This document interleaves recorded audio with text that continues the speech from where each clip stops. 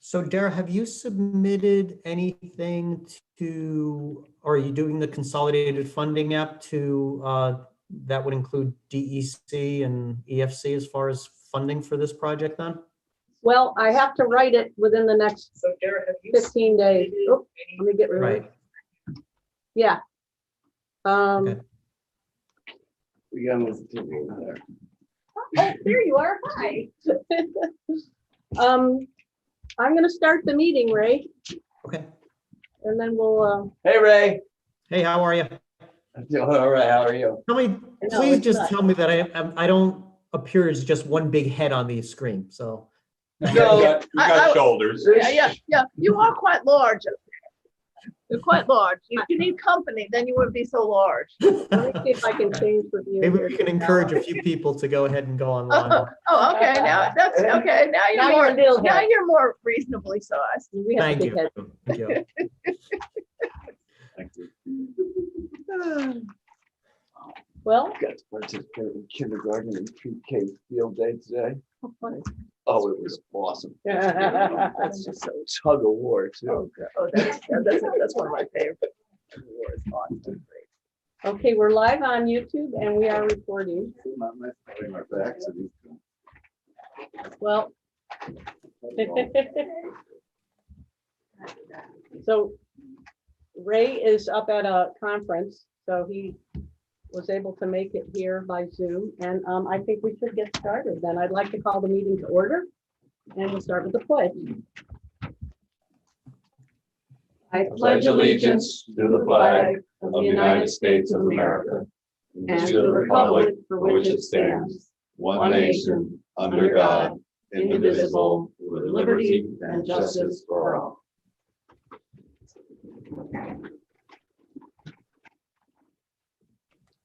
Thank you. Could we have approval of the minutes and the town clerk report? Well, I have the approval of the May clerk's report and the acceptance of the May 20th town board minutes.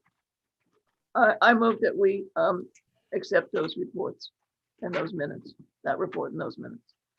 I'll second that. All in favor? Aye. Aye. All right.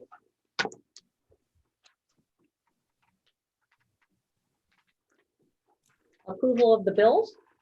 I have general bills number 18488 through 18500. Highway bills number 18501 through 18505 and 18507 through 18525. And water department bills 3046 through 3049. I move that we approve those bills. And then the second? I'll second. All in favor? Aye. Aye. All right, great, thank you. Supervisor statement. There's a hole at the back of the room that used to be filled by Bob Cow Sr. Bob served in many capacities for the town of Pine Plains, in particular as chair of our recreation department, as chief of police, and as a town board member. He rarely, if ever, missed an in-person town board meeting. He stood up the whole time at the back and watched and commented often. It was his idea to bring back Town Cleanup Day, which we did and named it after him. Last September at Town Cleanup Day, he made it a point to get out of his car and say this to me: "I don't believe in putting up signs. If I have a problem with you, I'll say it to your face." I so appreciated that.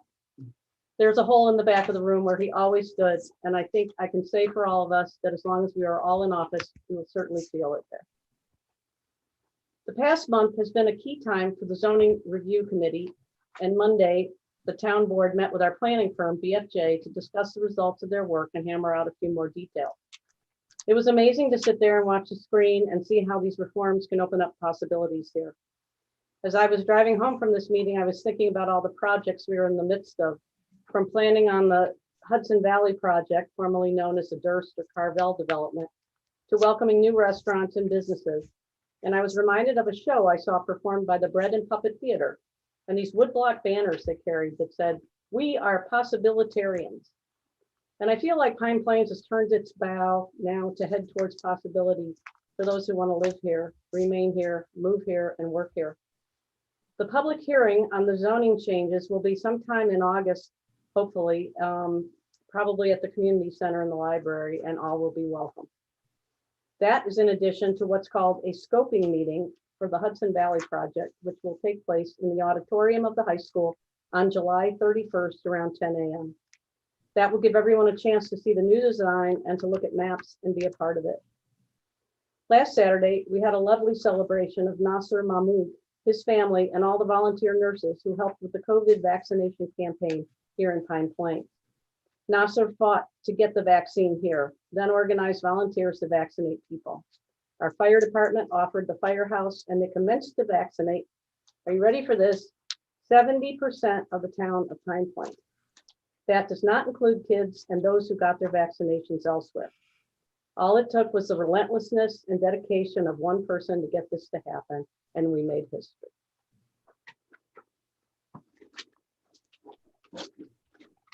Okay, oh dear. So we don't have Warren yet.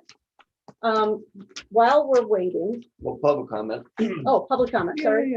We ended our softball and little baseball this week, and I just really wanted to thank all the coaches and volunteers that came out and made it successful. Rich Tamburino and his subcommittee for softball. They were very organized. They got things done. The scoreboard was painted. The backfield was redone. And I heard no complaints. We had a pizza party on Tuesday. So hopefully we can, get boys baseball back next year. He's working on that. And, but I just wanted to say thank you to those guys. I have actually a public comment about asking us to revisit some kind of nuisance ordinance for motorbikes ridden in the hamlet through backyards, something very specific. So I think everybody got that email. Okay. So I put it on the agenda just again for thoughts. We can kind of chat about it later.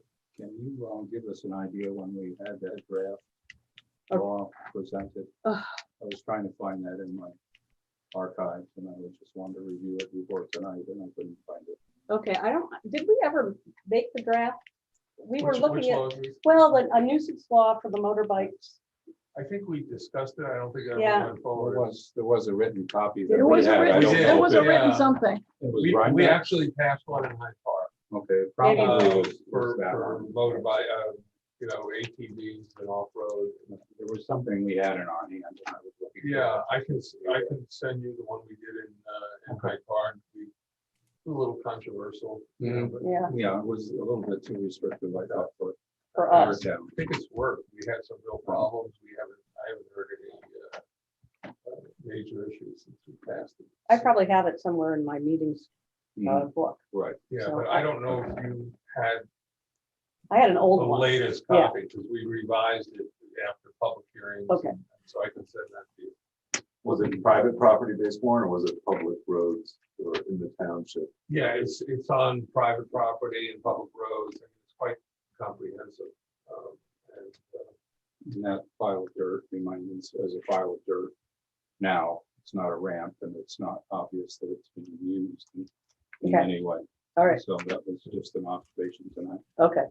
Yeah, I've been by it a few times and I haven't seen any activity. are you having trouble with ATVs Uh, or with motorbikes? Not so far. Well, the question was, it looked like a ramp was being built in the backyard.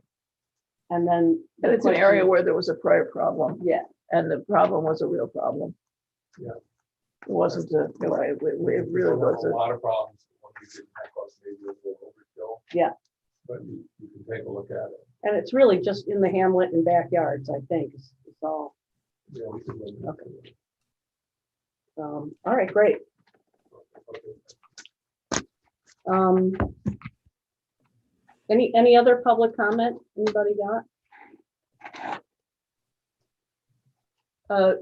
Apropos of actually Ray's report later and a public comment we got, I think last time.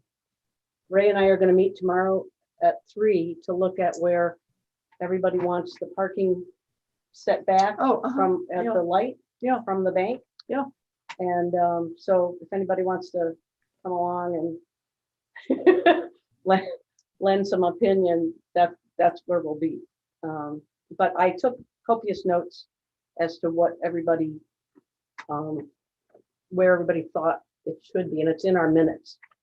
So I think we're good, but This side of the crosswalk. yes. And then the crosswalk to meet up with the cobblestone, the brick sidewalk was I think you had mentioned, That was my comment. that was your comment? There's some concerns elsewhere too, that might be a challenge for semi-trailers. No, I think that would be helpful. Moving it back, 'cause Yeah, it gives them the The wider. only problem that I see is on the old library, on the park side. If you move on the no parking beyond this corner, this sign, it's blocked. You know, there isn't a good place to put a sign without either it being blocked or blocking the existing signs that are there. But those are the two corners. I don't know what we do on the existing house side with the crosswalk to nowhere. Can we engage them, the new owners, about? There's nowhere to put a sidewalk though. No, there really isn't. There is not anywhere to An put it. easement over their property, and on the parking lot side of the existing house where you pull in near to the light, between the light and the clock tower. You could carve out 4 feet or 5 feet, and still have everything they do there function. They might not want that. Well, and the sign, the one, and on 199, the sign's in the way. Do we have any rights to the land underneath their porch where our sidewalk used to be? How does that work? I don't know. I don't know. How long has that been there? Yes. Just like. You can see it under there, the old sidewalk. What property? The This fishing is- house is where our old sidewalk, the porch on it is. Porch was there before there were roads. I think so. I mean, it's like, I mean, it's not ours, it would be the DOT, wouldn't it, Ray? The DOT right away. I'm sorry, what was that, Warren? I didn't hear. Be within the DOT right away, wouldn't that? I've never seen a formal DOT map. However, in speaking with the DOT in the past on water projects, my understanding is that the extent of the right of way is at the very face of that porch on 82 heading south.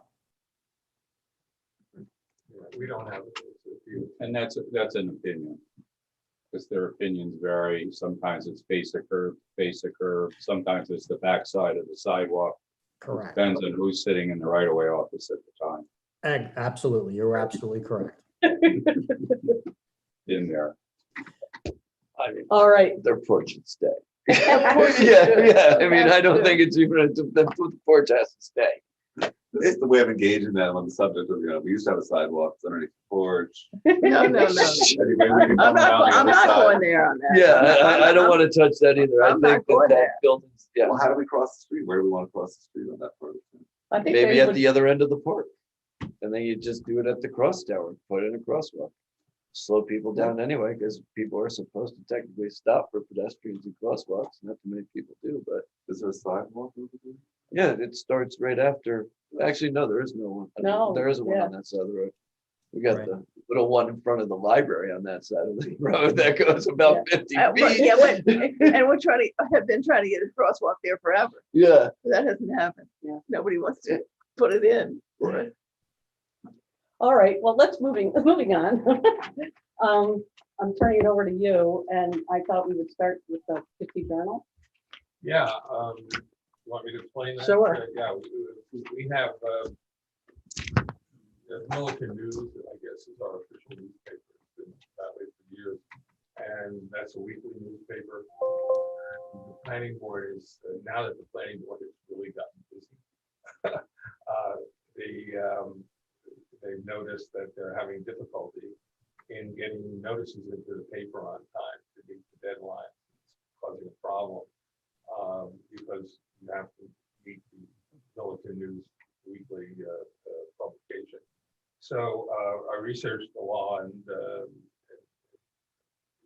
it's clear the town has the ability to appoint another in addition to the Militant News, another official newspaper which can be utilized by the boards in their discretion. It meets, Poughkeepsie Journal meets the requirements of town law, section of the town law. I think I cited in the resolution. So you could just pass that tonight, and Poughkeepsie Journal would then become the second official newspaper. And the planning board and the zoning board and the town board Yeah. could utilize Would help both us. papers at will, whatever is more convenient. It would help a lot. That's fine. Super convenient, Kelly. Yeah, I move that we pass the resolution that's been prepared. I'll second it. It's a roll call though, right? It is a roll call. Councilman Bartles, Aye. Councilman Chase, Aye. Councilwoman Jones, Aye. Councilman Zick. Aye. You're gonna make Trish very happy, I think. I think you need Supervisor Cloud in there. Oh, and Supervisor Cloud, great, you weren't on there. No, you're on the first page. Yeah, you're on the first. You're on the Yeah, front page. on the front page. You're here. You are there. Okay, great. I don't know if we have to notify, probably a good idea just to notify the Poughkeepsie Journal that will be designated them as the alternate. Okay, all right. Great.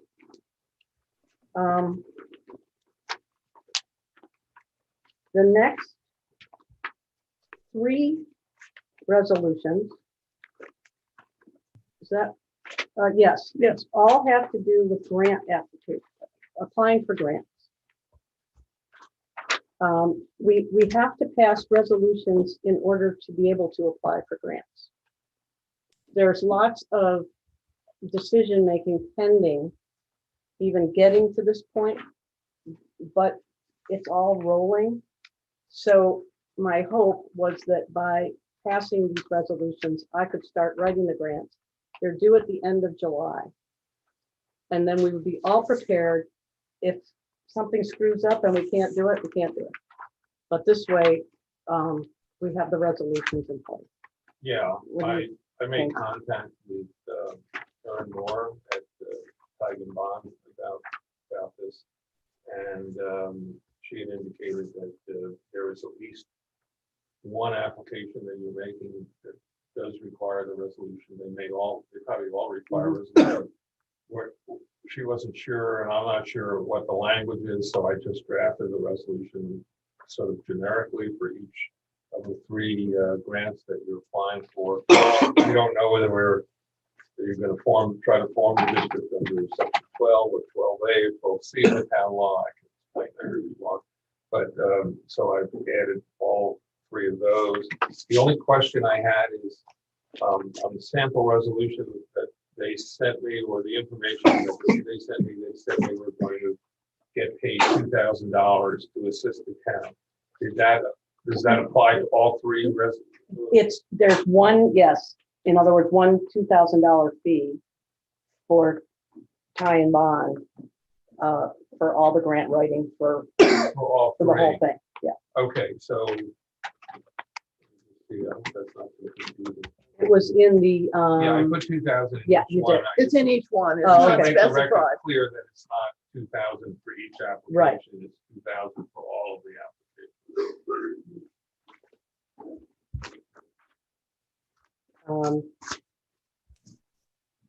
I don't think we have to change it. I Okay. Just All right. as a bylaw, Yeah. they understand. Got it. But when you send it to them, just make sure they understand so they don't bill you for free. Don't worry. Okay. Any thoughts? Well, these just authorize the supervisor to make the applications. Yeah. And Correct. I've read them, and I move that we adopt these three resolutions. Second. We have to do We have to do, a roll call on all three, I right? think each one, yeah. You can do, yeah, Okay, so the first one would be authorizing the submission of a grant funding application for a wastewater district system construction. Supervisor Cloud, Aye. Councilman Bartles, Aye. Councilman Chase, Aye. Councilwoman Jones, Aye. Councilman Zick. Aye. And just for the public, where they hear the wastewater, that's so we get it money, so it doesn't cost the We were just saying taxpayer. that. Oh, okay, I was, sorry, I had to get it, I was. You were something in coughing. my throat, yeah. All right, the second one. Resolution authorizing the submission of a grant funding application for a Water Infrastructure Improvement Act grant. Supervisor Cloud, Aye. Councilman Bartles, Aye. Councilman Chase, Aye. Councilwoman Jones, Aye. Councilman Zick. Aye. And the third one is resolution authorizing the submission of a grant funding application for a non-agricultural, non-point source planning and municipal separate storm sewer system mapping grant. Supervisor Cloud, Aye. Councilman Bartles, Aye. Councilman Chase, Aye. Councilwoman Jones, Aye. Councilman Zick. Aye. And I just want to make clear to the public that this is not an indication that we're going to end up with a sewer district. This is preliminary, very, very, very preliminary. And it's to enable us to get funding so that we can have help in establishing such a thing. And there would be a resolution of those people who would be affected and they would be able to vote on this issue. Correct. This is not something that is happening without a great deal of additional work and public input. Correct. And I also have applied for a district formation grant. So all of that work has to get done before we ever get to these grants. But if I do all this work in prep and a miracle happens and everything goes forward, we can move. We're ready. Yeah, that may provide funding for your master plan and report, the one that you've already applied for. Ah, okay. Yeah, I think we did that. That's bad. Okay, I think that's the same. Okay. great. Great. So, all right. And then there were two more things. We were just going to talk about the film permit briefly. Briefly, yeah, I took a Did you guys get the Hyde Park version? Yeah. Yeah, I thought so. And then I sent an email that just had some additional thoughts that I had on a film permit. Yeah, I had I thought your suggestions were good, and I could probably take that and fold it into either the Hyde Park one or the one we did for Rhinebeck. The only question I'm not sure that we need to have a permit when they film on private property, unless they're utilizing public property. Because I it think said, we have that in the other yeah, drafts I gave you, but I'm not sure that that's necessary. well, I was Usually what worried they do about is that. they Yeah, contract themselves. right. The only time we would have to be concerned about that if it spills over into the public and if they're filming on property and they need police protection or they need to use part of our right of way or something like that. Well, I know they were filming maybe last summer or the summer before, at a farmhouse. And John, we sent some guys out there to help with the traffic. Right. So, Well, we should get reimbursed. yeah, I think so. Yeah, we should have to do that. So I can draft it in a way that it only applies for filming on private property if they require police protection or utilizing town property. The question about separating the fees to independent network at large, I mean, you know much more about this than I do, but how would we determine what they are when they apply? I mean, is it an easy way to determine Yeah. whether they're independent or cable or? Yeah, there is an easy There way. is a way. It's their financing and we just have to ask what, that has to be part of the They permit. can tell you. So what I thought for that, rather than put those fees into the local law, that I would reference the fact that we are going to have in our fee schedule fees for filming, and there'll be different standards. Right. But that way you don't have to change the local law every time you change the fee. You just change the fee schedule. Great, So I'll work with what you suggested and I'll try to get a draft by the next meeting. okay. Any other thoughts on that? Are they still on the film at the field? I believe so. All right. Red tape, yeah. And then the last idea was this, just a discussion about, Monday night, we were talking about kind of creating a living zoning review document that we could make a resolution to mandate that the ZRC review zoning and submission code on a yearly basis and make recommendations to the town board. And also on no less than a yearly basis for amendments and updates to the town zoning and subdivision code. So that was just a question that came up at Monday's meeting, and Seems like a lot of work to do on an annual basis. Yeah. But I think the town board can bear in mind going forward that everything you're saying is true, and should problems emerge, the board could. I just see That time all change. these houses being bought and people coming in, it's gonna be all new to Pine Plains and like what, might be there, so. And I feel that that's a very good committee, to have, talk about it and bring us suggestions, because they know pretty much what's going on.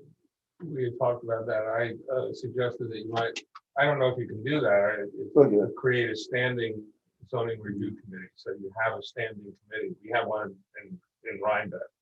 And they're continually working on changes and new things. So we could do that by resolution. We don't have to do it by local law. Create the committee if you can staff it. Yeah. And get enough interest in it, and then have as their mandate that they each year, or no less than each year, they will make recommendations and report back to the town board on changes they see are needed to the town code, to the zoning code, rather than putting it into a local law. I think that's what it.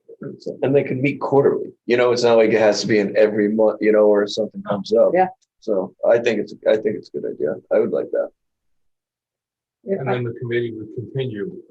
Yeah. It doesn't mean I have to meet every month, but Well, yeah, that's what I'm saying. They can meet quarterly, just, like check in and see, Or this way maybe we're- even just twice a year. I mean, Yeah. depending on what's going on, I don't think you need to mandate how many times they have to meet. I think that you might want to have a budget line for that. So yeah, that we should have, I don't know if they need a stenographer or how. Have you been, in the zoning review committee, you've been doing that through open meetings law? Mhm. Oh, yeah. okay. Yes. So you have to keep minutes, so, you should have money to allow you to do that. Yeah. So I can draft that pretty easily for you, because I think I already have a prototype that we did in Rhinebeck. Let's get it to you. Is that okay? Yeah. that's Okay, great. Thank you.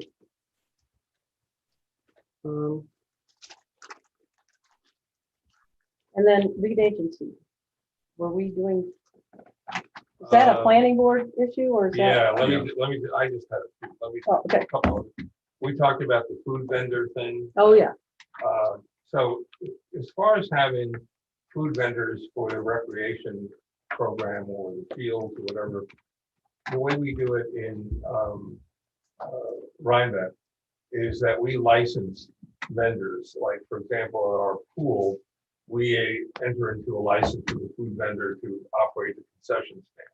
Or we'll license another vendor to operate something else at a special event. So you have the power. We don't have to change our law to do that. You have the inherent power through a license. We call it a license agreement. It's not a lease. It's a license. And then if you have a function and you want a food truck or food vendor to come in, we would just create an agreement with them. They'd have to have Board of Health approval. They have to have insurance. They have to indemnify, and usually they would pay something to the town for that, for that license. So you don't need. We can do that on an as-needed basis, Okay. whatever the need comes. I did give you an example of what we're working on in Hyde Park, and that's a special event local law, which would allow for a permitting process for fairs and parties and sales and things like that that don't happen all the time, but they happen occasionally. And we're working on that. We have, I sent you a pretty good draft.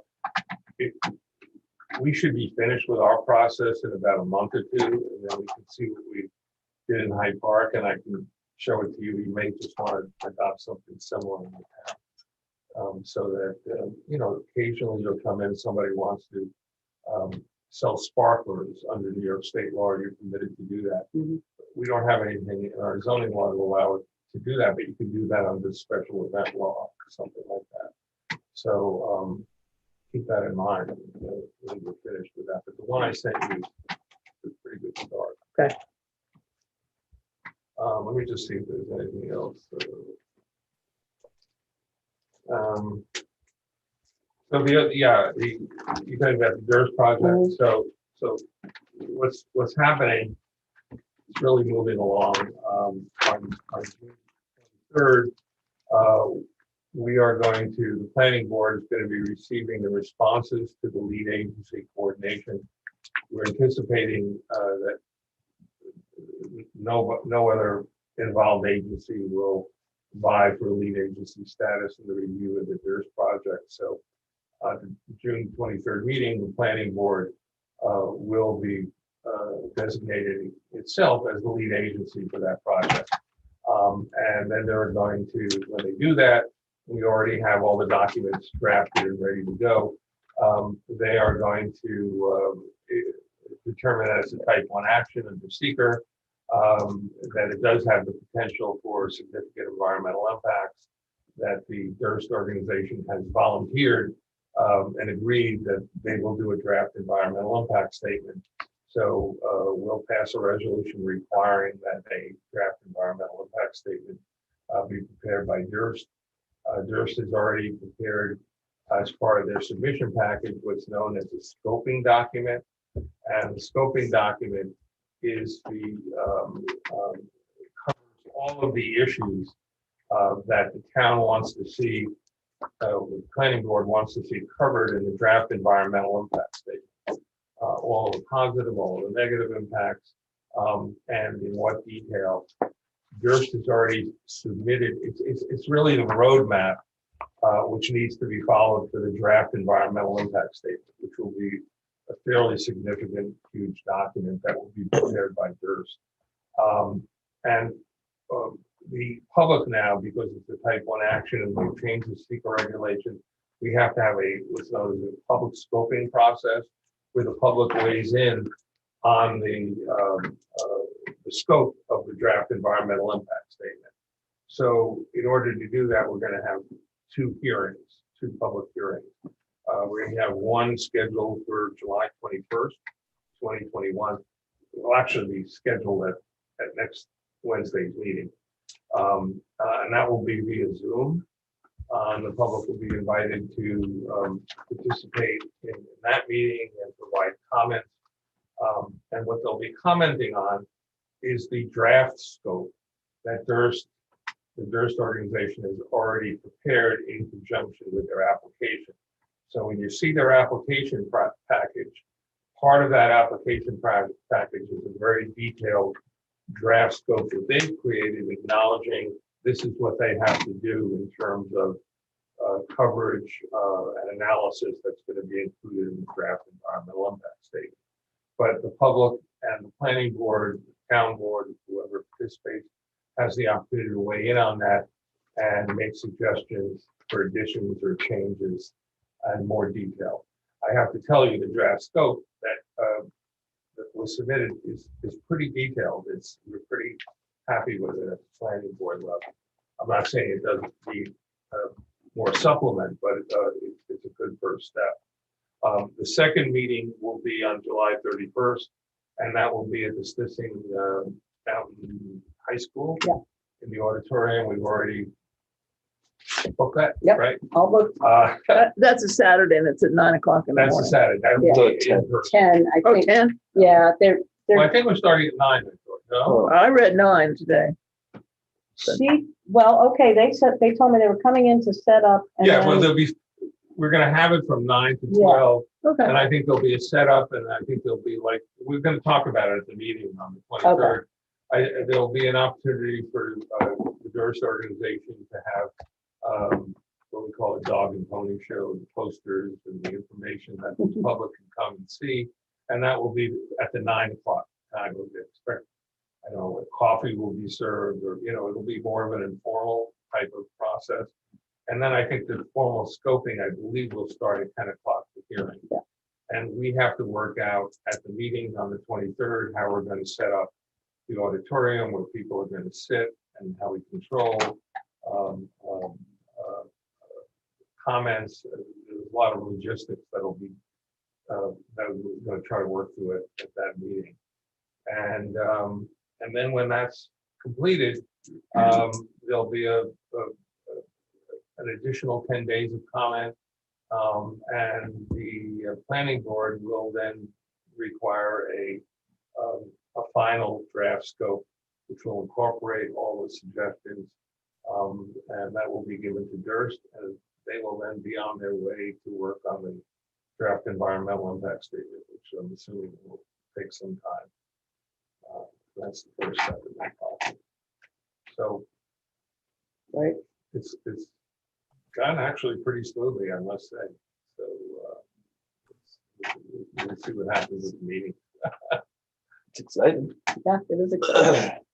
Well, it's just important for the public to understand the sort of limited nature of the hearing that will be held, or the two hearings that will be held, because it's not a yay or nay on the overall project. It's actually the specifics of the environmental issues involved. You're absolutely correct. It is not, and it really is even more limited than that, because what the comments are will relate to what the public wants to see that's added to the draft scope. So it's not really commenting on the environmental issues. It's commenting on how those issues will be treated and analyzed, and in what format, and of course what issues will be covered by the. And the reality is that the Durst have been through this process previously with a different application, but a lot of the scoping work has already been done. I mean, they're gonna update it, obviously, but a great deal of that has been done. And actually, when they did that get it was completed.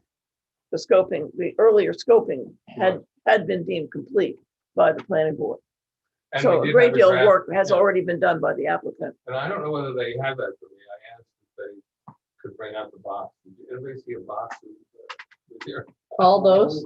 It's Yeah, It's that- 4 boxes. There it is. There it is. It's 4 boxes. I'll give you a hand bringing some of them out to your car if you want, Warren.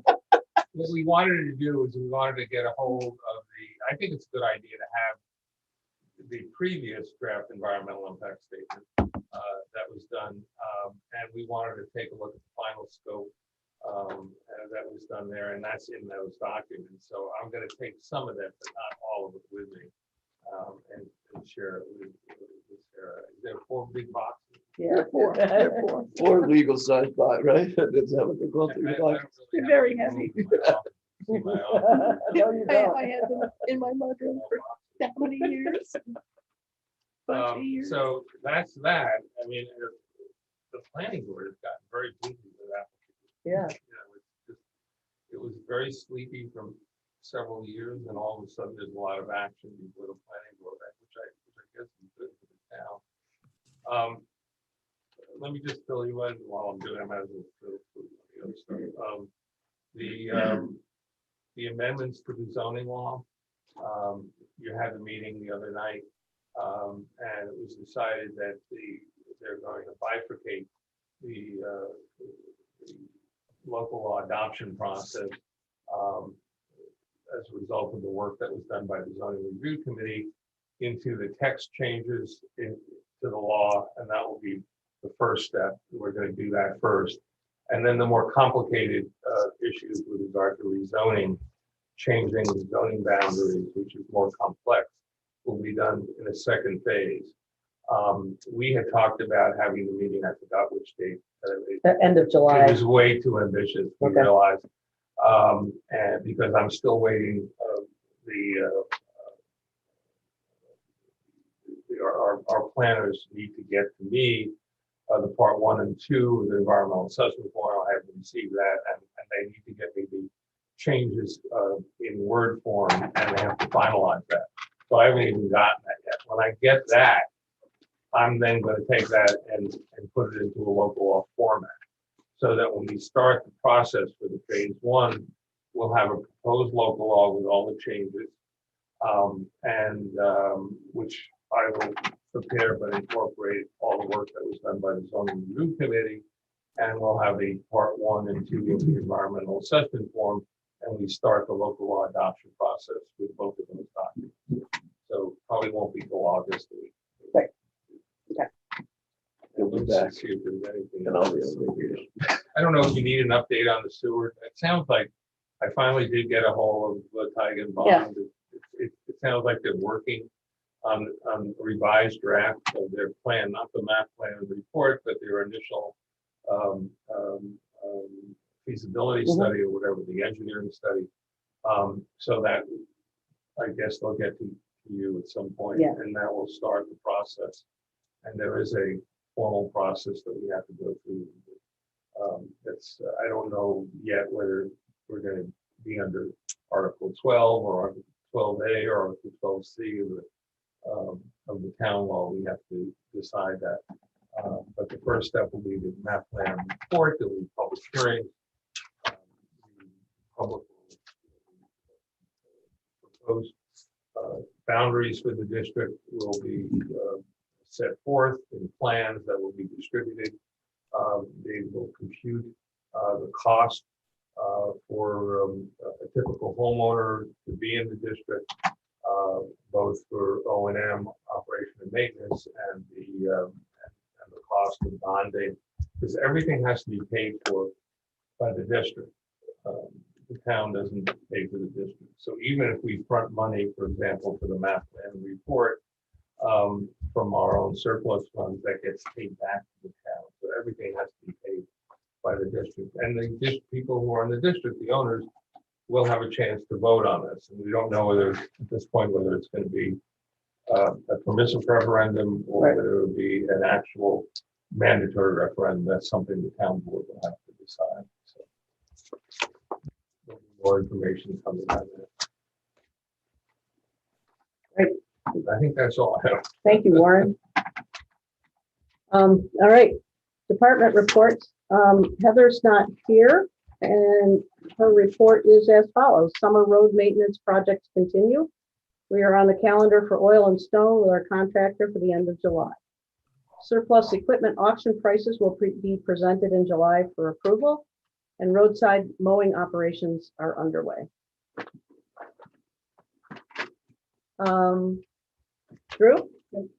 My report for May 2021, 10 building permits for the month of May, which brings the total permits for the year up to 28.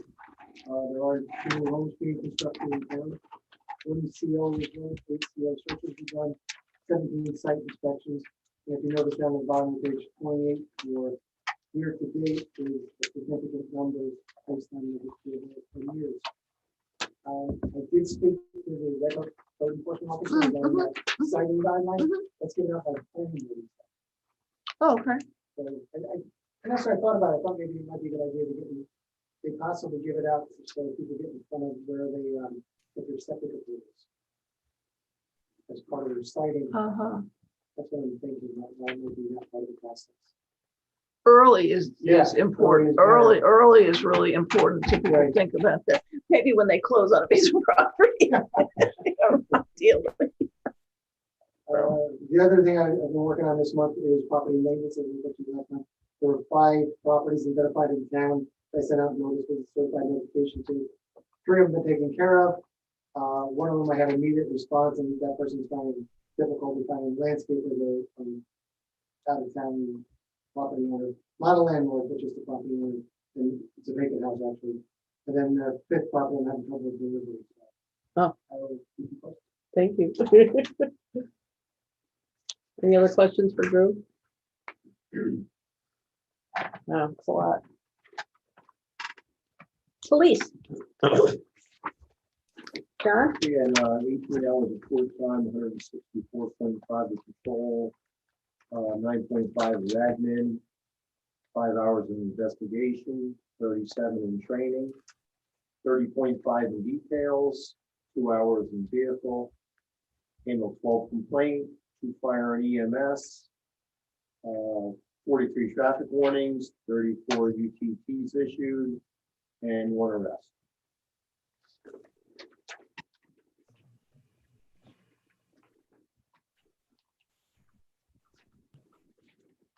And we had the just what everybody did this month. Officer Camburn provided 11.5 hours of traffic control for Water Department on May 3rd. That started out as we thought was going to be a much shorter situation, which ended up being really long. Officer in charge Hughes received 1 hour of harassment training on May 12th. Officer in charge Hughes, officers Camburn, Bellevue, and Parada received 8 hours implicit bias training at the DCSO on May 26th. And officers Camburn and Bellevue participated in DWI patrol from 11 p.m. to 5 a.m. at the end of May. I just want to thank you for going to the implicit bias training, because it's been actually difficult for a number of municipalities to get some of their officers to go to that. And you stepped up without any hesitation, and I just want to thank you for that, because I think it's going to have a big impact. And it was great. John, do you want to talk about Gary Hoystrom? Yeah. So we have this idea. Gary is retiring from the MTA, and the department could use help with the enormous amount of paperwork coming in due to all of the changes in the laws. And the idea was to hire Gary to just take care of things like that. What do you call it? It's the Well, we would hire him, like, for instance, like, Officer Cameron had 2 arrests from people that lived in Connecticut, which required 16 hours of investigation. This would be handed off to Gary. With his expertise and time on the job, would probably do it in 6 or 8 hours. Also, we need help with events like the triathlon coming up. We need more manpower. So he'd be kind of like per diem. He wouldn't be on the roster. He'd be on a call basis. and we're losing off Sergeant Lawson. I'm all for that. I think that's a terrific idea. I was sad to see him go. So Yeah, me too. to get him, Knowledge Yeah. for a lot of things. yeah, Oh, I know. to get him back, I think that's Oh, no. great. Wonderful. Really good. And I think he's so perfectly suited for that work, and happy to do it. So And will he do that when you have an arrest? You have all that discovery stuff now? Yeah. I mean, that stuff, that is enormously time consuming. That's what Mike Bellevue was just downstairs doing. Yeah, for yeah. hours. It's huge. And working for the MTA, he probably does that quite often because he has to log a lot more. So he probably. Oh, he's a perfect person for it. yeah, I feel like we're really lucky. I So do think we so. need to vote on this, or does he need to write a letter of intent, or? Well, I spoke to him about it. We're just letting you know about it to see if you're all in agreement. I think you should use it I'll make the however- motion to take Officer Hoystrom as per diem to help out the Pine Plains Police Department as needed for paperwork, special events, and whatever. I'll second Yeah. that. All in favor? Aye. Aye. Just, well, John, what was your plans on replacing Officer Lawson?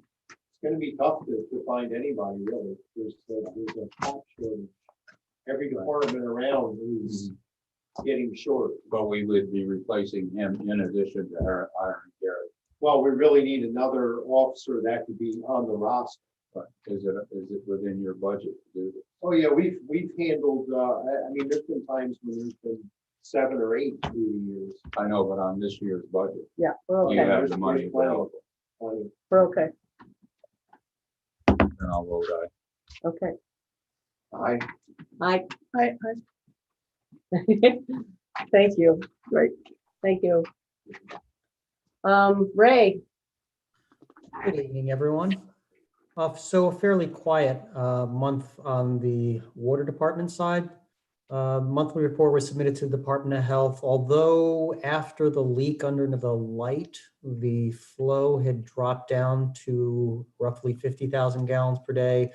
More recently, we're seeing that rise up to about 57,000 gallons per day. So there's obviously a leak within the system. So starting the first week of June, I had gone through and started looking at a leak survey, looking at the more prominent areas of Route 199 and 82. That tends to be the areas that we've been having the most leaks. But unfortunately, as of yet, I haven't been able to find anything. So I'll be out again this weekend, continuing with that leak survey. It's not a major leak, but again, water usage is up, so we'll try to see if we can find it. From a maintenance standpoint, 2 water meters were replaced and 1 meter was rebuilt, and we had 5 construction markouts that were performed this past month based on road work that was taking place with DOT and even on the highway end as well. And every 2 years, the Dutchess County Department of Health comes out and conducts a sanitary survey and a facility inspection on the water department. They are required to do that per New York State and the EPA. So we've scheduled that to take place in the second week of July. So once that report is prepared by Dutchess County Department of Health, it actually be sent directly to the town supervisor, kind of as a report card, if you would. So we've done really well in the past. We don't anticipate any findings. They come back, they take a look at our paperwork, our records as far as water samples, backflow preventers, things of that nature, to make sure that we're in compliance with the state and EPA requirements. And then at the end of this month, the end of July, we'll be handling the second quarter billing, and they'll go out at the beginning of the month of July. On the engineering end, the contractor for 8 and 12 North Main, he's gone ahead and he has submitted the required paperwork and notice to the Department of Labor. So that starts a 10-day clock, and that's now running. So once the 10-day clock is finished, which should be the first week of July, he should be able to start his asbestos work as far as the asbestos abatement work. In the meantime, I'm going to have Mike George go in and disconnect the water service to 12 North Main. We were not able to find the water shutoff, so we were able to shut it off inside of the building. But obviously, since they're going to be doing foundation demolition, we need to shut it off at the street. So that'll be occurring within the next week or so as well. Our office is also just finished up on preparing the design document, or excuse me, the contract documents and bidding documents for the drainage work at the highway garage. So I'll get together with Alice as far as getting those into her hands electronically, and we'll get it posted in the notice to bidders posted in the paper as well. So we will have those bids back before the next board meeting. So hopefully the board will be able to make a decision on moving forward with that project at the July meeting. any questions? Great, thank you. thanks, Ray. Absolutely. You don't think the water usage could be up from just people watering their flowers and filling their pools and just out of curiosity? Yeah, so initially I thought that may have been the case. However, it's been pretty consistent even overnight. So again, if I saw a dramatic drop during the day only, I would agree with that. And originally, I think I was seeing some sort of a trend that it was occurring back around Memorial Day. Because obviously that's the time when people are filling their pools, like you said, and doing, gardens and things like that. But it's been pretty consistent, and it seems to be a continuous drop even overnight as well. So because of that occurring overnight, because we have a chart, we're able to actually track the flow and of actually what's coming out of the water tank and the water elevation. Since it's occurring and we have a pretty consistent drop over the evening hours, I tend to think that it's a leak. All right. Thank you, Ed.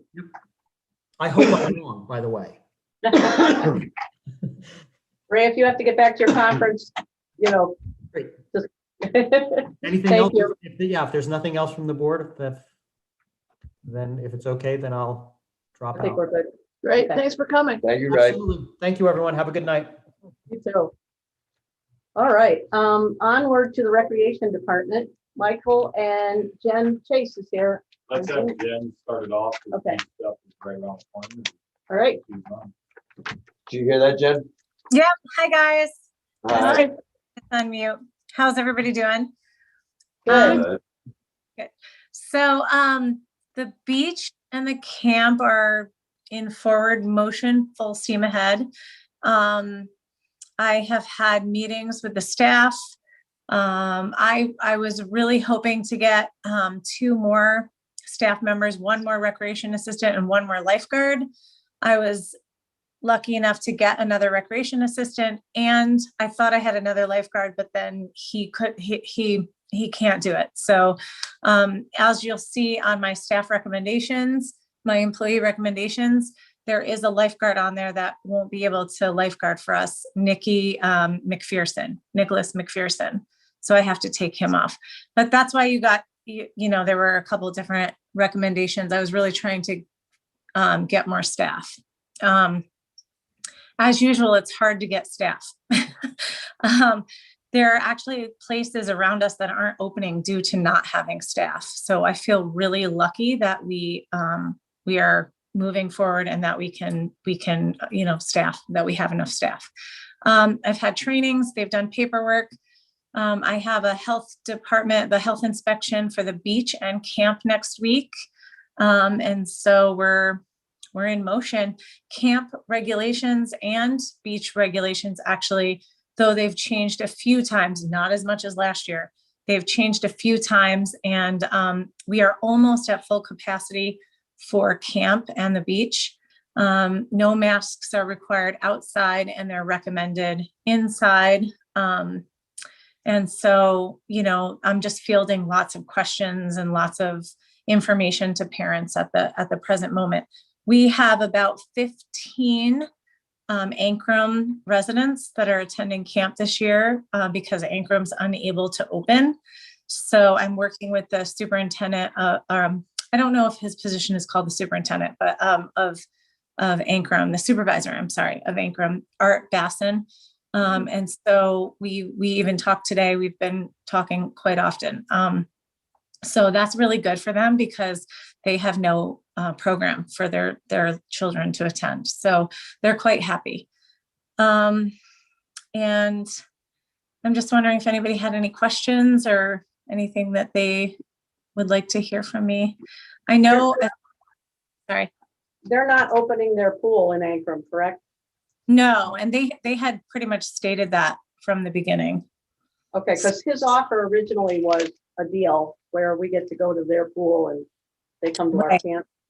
I know, and I'm but holding when it to that next year. agreed. And on my end, when I heard the way that they stated about the capacity and the regulations, that they wouldn't open if they weren't changed. And when I heard I'm trying to think of how to word this. When I heard the rigidness, I knew that they wouldn't be opening the pool this year because you have to be really flexible in order to open anything right now in these times. You have to be able to be totally flexible. So they were having a hard time accommodating to all the guidelines. And even though things are pretty opened, like I think they probably, if they had set everything up, they could have opened full staff. But that's neither here nor there. That's how things go. But hopefully next year we can work with them and have a really good, because I think it's pretty neat that all of these towns are so close and we could work together to meet everybody's needs and have all of our members have things that they can do. Yeah. I am going to say that the beach looks okay compared to last year. It's not, but I think where we're going to see a difference, and I don't know how Matt and Sarah feel, but I think where we're going to see a difference with what we've done so far, if anything, is further into the season. Because it's okay once we clean up, we have fresh sand and all that, and we're there, then the geese tend to scatter a little bit. But once we get into the season, that's where it's going to make or break, towards the beginning and end of July. I agree with that because they're going to do a few roundups, I believe. So instead of them sitting there all year, they're going to take them out like little by little as they can get them. So I think I was down there the other day and I didn't see one. Agreed. So, yeah. I was happy about that. So yeah, the grass is not so bad. The sand is, like I said, not as bad as last year. It needs some work, and the staff is coming in. And then I have more sand coming in this year. It's a pretty, I don't know how many of you have been down there, but it is in some serious need of sprucing up. So I took, I went out on a limb and ordered double the sand because it's not safe. There are cement blocks that are exposed. We need to cover that up and make it safe down there. So, and Matt's daughter did swim lessons last year. It's not safe to have little kids jumping around and all these cement blocks showing and, big rocks. especially little kids who don't pay attention. That's all of them. Yeah, That's that's all of them. Definitely. Like they're running around and so those people. Yeah. I agree with you on that. So that's definitely something that we'll be working on, and getting the weeds out and stuff. So yeah, so things are in full swing. We're excited. So we need a motion then to approve these hires and at these salaries. I make a motion to use Jen Chase's recommendations for employees at the camp, minus Nick McPherson, right? Yeah. Yes, Nicholas McPherson. Yeah. I have a second. Second. All in favor? Aye. Aye. Thank you very much. Thank you so much. And Yeah. when you're down there, if anybody wants to stop in, the beach is going to open on June 25th. And we'll be open 10 to 6 each day, and camp starts July 5th. So stop in and see us. Do you still need volunteers for the triathlon? So I never heard from the triathlon people at all. Okay. Not a They're coming. I passed on some information about a dangerous intersection that I received, to them. I never heard anything until a couple of days ago. And so I kind of was like, it takes way more time for me to get 60 or 70 volunteers than 2 weeks. So I can volunteer, but I can't be a volunteer coordinator at this point. Okay. It's a little too late in the game for me. So, well, I'm willing to help.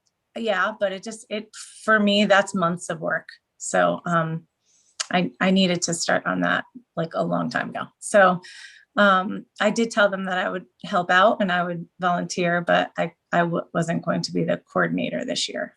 So. All right. All right. Thank you. Thank you, guys. Thank you, Jen. Michael? So baseball, softball just wrapped up. Our minor league softball team for Little League is undefeated, 17-0. So they really did well this year. Then they're going to be going into the All-Star tournament, which starts up in the next week or so. So baseball, softball, like I said, program's doing really well, especially versus last year and even from the year before. So we were able to kind of rebuild, survive COVID, and now we have the results, and that's due large in part to the help of our volunteers, members of our new recreation committee. We now have concession stands almost every night that a game is going on. We have our, new volunteer coaches, new parents involved. We were able to offer a new team, a developmental team. So there's a lot of good stuff happening, and I think as awful as, this past year's been, it kind of got people to appreciate what goes on, and a lot of people stepped up and helped out. And so, you know, baseball, softball was really good this year, and we're looking to build on that. In terms of the triathlon, Mark Wilson reached out to me yesterday. So like, it should have been way sooner. You know, he did the initial reach out like 3 months ago and then just got back to me now. He did receive the concerns about the bike route having to change. He said he's handled that. I asked him for an updated map so that way they're, you know, the volunteers know where they're going to go and stuff like that. I haven't heard back from him yet today, so I'm sure he's working on it. Logistically, he said he already has lifeguards of his own, because I told him also, like, we've had trouble, as all the towns have, in terms of getting lifeguards. And I told him pretty much it's going to be when we open on the 25th, if our beach is open and good to go, then it's good to go. And he'll have to be able to have his staff there. He's also going to have, I don't know if I mentioned already, the state dive team like they do every year to assist any swimmers and stuff like that. And, you know, that's kind of what's going on there. Beach season's kicking off, like Jen said, 25th. We start that, and we're going from there. Playground. We're working on getting some grants for playground money to get a playground built, as well as looking at doing some fundraising for that. I've talked to some people to maybe host a couple events and things like that would raise money for a new playground we'd like to put down there. It's been at least 25, maybe 30 years since we've updated our playgrounds, and, you know, with the grant money available, I think there's a really, really good chance we get to do that. So that's kind of what we have. All abilities playground. Yeah. Yep. Yeah, the one we looked at. Yep. So that's kind of what we have going on. If you guys have any questions for me regarding any program stuff like that, I'm willing to listen there. I'm actually also working on setting up a soccer league. Varsity coaches over at the high school really want to get a soccer league going. There was, because I think Stanfordville is changing theirs, and we're looking at doing it here. At our next meeting or at a workshop meeting, I'll probably have more specifics, but there might be 1 or 2 modifications that I might need to make to one of our coach pitch fields to accommodate the footprint of a full-size soccer field. And then I'll look at different goals and shop around, but a full-size soccer goal is not cheap. It's like $2,500. So, you know, in terms of my equipment budget, I'll have to look at that. And if we do start the league before we have a field, we can always work with the school, because now things are starting to open up and they have fields that we can use and have used in the past for other sports. So a lot of stuff going on, and anyone wants to volunteer or help out, send an email to recreation@pineplains-ny.gov or reach out on Family ID. We also set up a volunteer sign-up list. So if anyone's interested, they can fill out a form and give us the contact info, and we can reach out to them and find out what programs we got going on. So.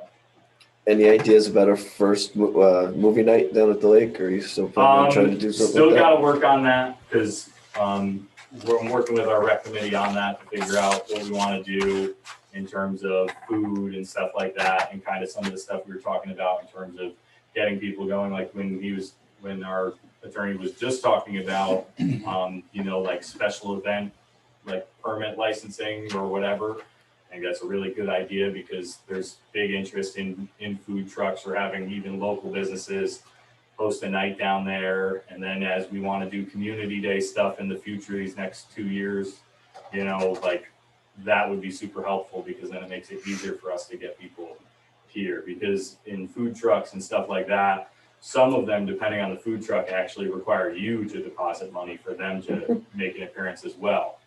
So that's one of the things there, because they want some guaranteed level of money. So those are all different things we'll be working on as the summer progresses. Awesome. Thank you, Mike. Yep. Thank you, Mike. And I said it before you got here. I said that the baseball was awesome in my public comments. Yeah, well, Thank them. it's a huge shout out to Rich Tamburino, who stepped up to be the president of our baseball subcommittee and then take over leadership of the Little League baseball thing. The way it's organized is very complicated, and he stepped up there. Great, thank you. The next 2 things I'll go through quickly. The CAC JL Hoffman is resigning. He is in the process of moving. So we need to find more members for our Conservation Advisory Council, and in particular, somebody who'd like to lead it. Somebody who's into science or loves the environment. I think it would be really great if we had a more active CAC. And they could take the lead on all kinds of projects that they're interested in if we could find somebody. So if anybody has somebody they want to recommend, or you happen upon somebody you think would be good at it, and they, tell them we need them. Animal control.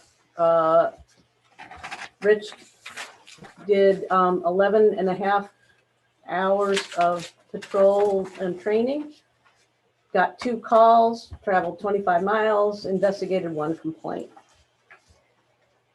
I think I'm going to switch up new business with old business so that we can introduce our guest. This is Jeff Dominski from, well, are you from NYSERDA? No, No. I'm an executive director of a nonprofit. There's 17, take one if you'd like to, there's 7 copies there. And we're going to be talking about community choice aggregation, which is something we brought up last time. And we were interested in hearing about it, so he's here to tell us. All right, thank you so much for having me here. Yeah, so I'll walk you through a quick preview of the slides here. And I'm going to try to keep my comments, this description of what this is to about 10 minutes, as we talked about, leave some time for questions. And we can return to some of these slides for details. But the first slide is describing what this program is. The generic name in New York State for this program that was enabled by the state in 2016 is Community Choice Aggregation.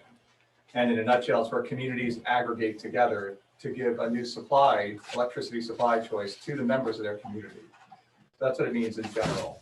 The rest of the logos in the bottom I won't go through. Just suffice it to say, I've been working in this field for about 30 years. I went to the Environmental Science and Forestry School at Syracuse about 30 years ago. Been consistently working in the field. I'm also a policy guy, so I did graduate school at a policy school. And so I say that to emphasize that, from what my observations, a good program, a good policy, when there's government intervention and the town acts with a local law to do something, it's good when it cuts through confusion, when it helps people do what they want to do, and it protects them from some bad things that have been happening out there. And in a nutshell, that's what community choice aggregation does. The next slide, the second slide at the bottom of the first page, is where I describe in words, lots and lots of words, what community choice aggregation is. And it is in the first sentence described that it's a policy requires a local law. But if a local law is passed, the community choice aggregation local law, it enables cities and towns and villages to source energy on behalf of their residents, the businesses and other organizations within their municipal borders.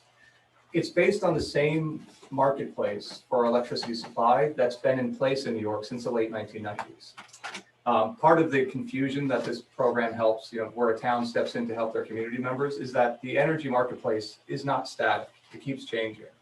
And a lot of people have, I use this cute little phrase that energy is a second language. ESL in this place is not English as a second language, but energy, because of the changing marketplace and all the acronyms. And I know I'm not helping with my new acronyms here, but there are evolving opportunities. What this thing does, what was enabled by the state in 2016, it builds on the individual marketplace that's been available since the late 1990s in New York, when the state deregulated the energy marketplaces. To the surprise of many people, that means that all the utility companies became just delivery companies. Central Hudson can only make money on delivering energy, like FedEx or UPS. They're not allowed to make energy for the most part, and they'll make a choice as a default choice for people as a pass-through cost. But because of deregulation, every individual utility customer can go out and enter into a contract to determine how and where and often how much their electricity costs. Again, that could be great. There have been people who've had really good experiences doing that, looking for better prices or using that mechanism to support more renewable power going onto the grid. But there's been challenges. which we can go into detail. And some of you, what I found in the outreach I've done is that most people have tried it or know somebody who has, and know somebody who's had a bad experience with that energy marketplace, with rates that were fixed that turned variable, that contracts that had strange fees in them, hard to get out of. So again, this is what this is based on, this individual marketplace. But in this case, through a local law, a municipality can group together to have leverage in the supply marketplace to pick the sourcing of electricity.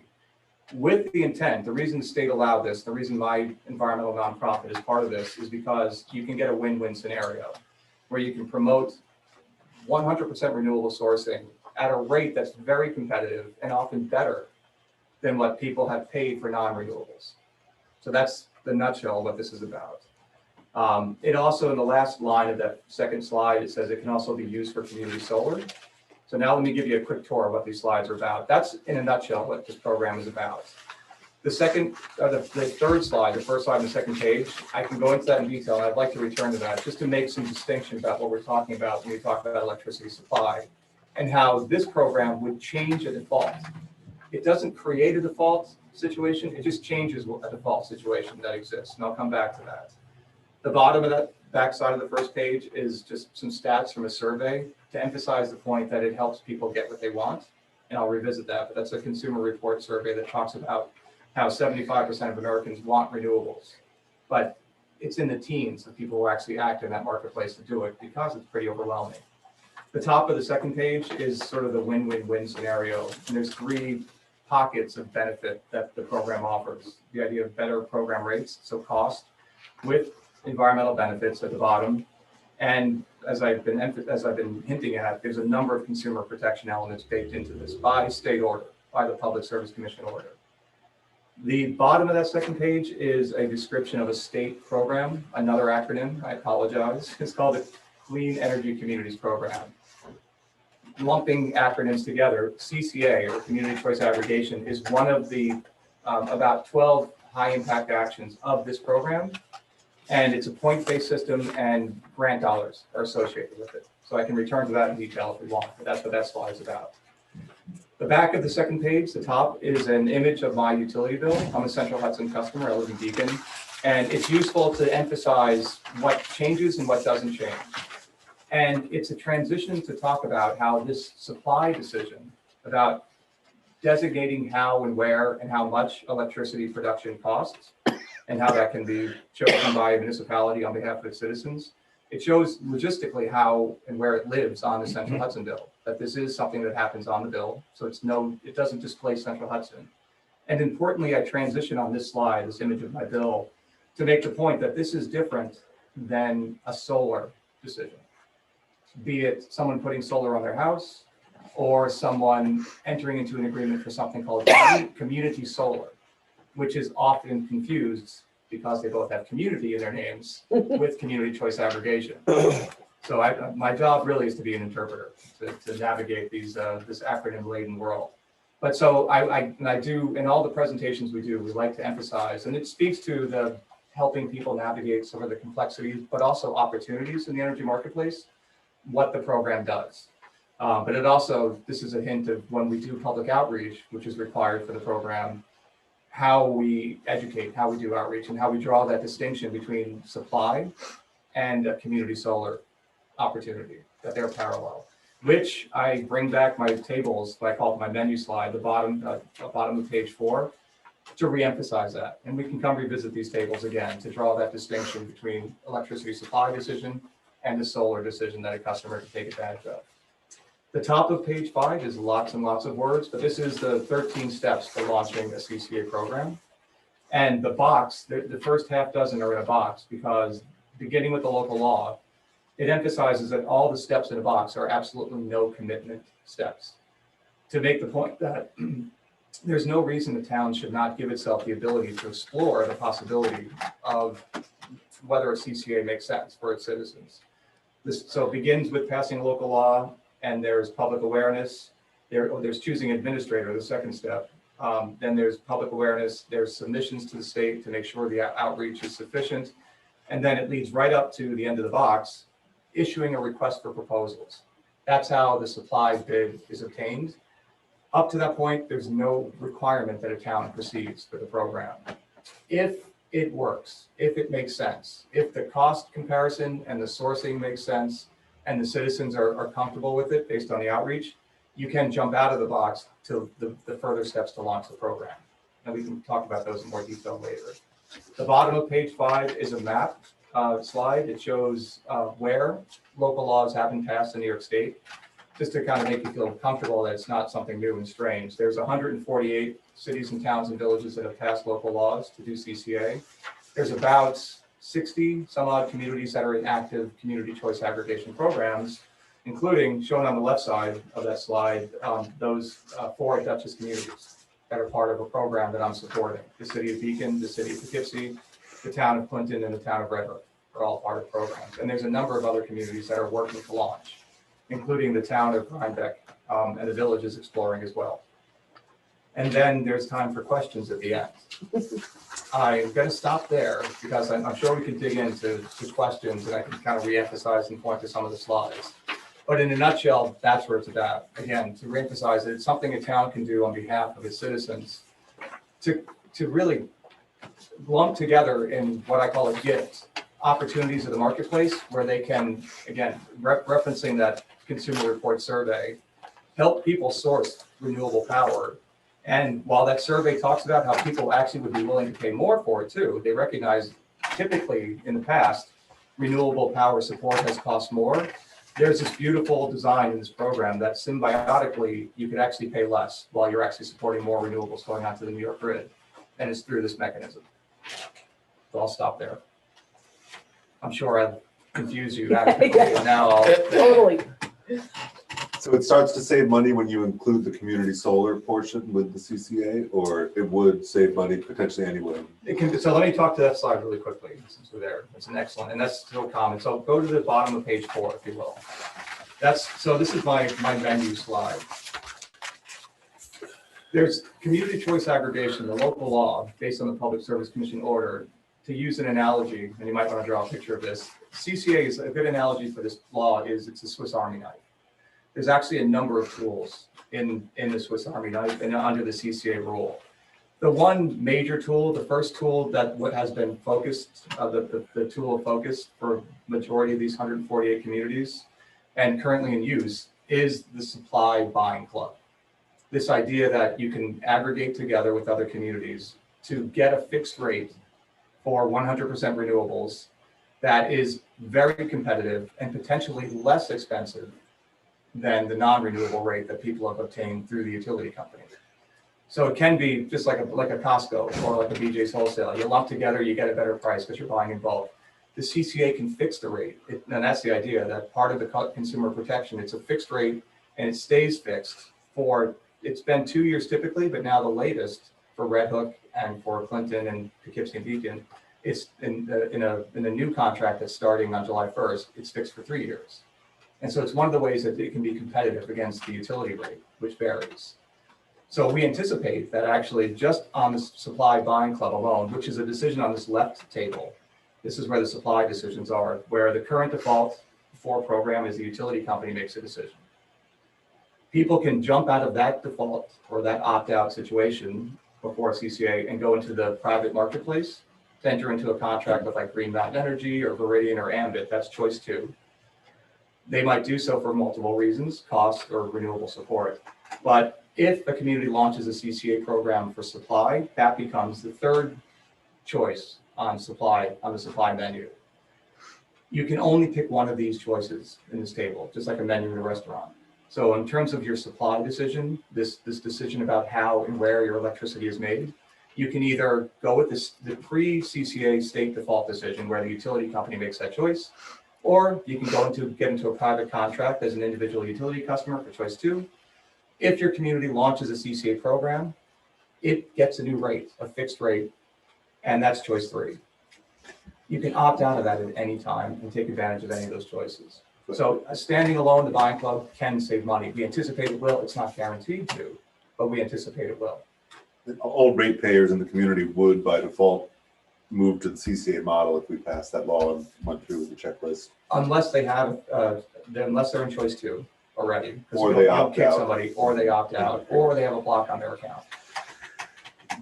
I'm sure you know, sort of, I know the rate fluctuates from the utility for whatever default they use, but as it compares to the rate you pay on your bill here, where does the average utilities default rate lie? You're looking at 6 cents a kilowatt hour or something. Yeah, our program rate, and he's looking at my utility bills, for the program rate is 6.36 cents per kilowatt hour.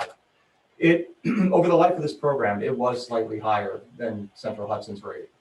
But that is really because of the pandemic. We were doing okay, because of some fluctuation at the start of the program, but everything was looking great right up through the beginning of 2020. And then April 2020, the rates just went down because the whole economy just was affected by businesses shutting down and low demand for gas and electricity. But it was still very comparable. The average from Central Hudson for the full duration of the 2-year program that we just did was about 5.8 cents. Very close. So it's very competitive. We anticipate though, with their rates are higher. The March rate for Central Hudson was 10 cents per kilowatt hour, 9.89, and April was 7.1. So it was higher than our program rates as the world returned to normal. So to your question though, the buying club alone can be cost advantageous. The second table is the solar decision. Just like the first menu, pick one, you can do nothing, that's choice A. Nobody has to do anything about solar. Choice B, you can put solar on your home or business. This is totally parallel, again, to the supply decision. Choice C, which a lot of people are hearing about lately, there's a lot of marketing effort by community solar companies. You can enter into a subscription agreement for community solar. The idea of this table is to emphasize that you can mix and match these two tables, the choices in these two tables, in any way you want. And that this buying club under community choice aggregation is a separate thing than community solar subscriptions.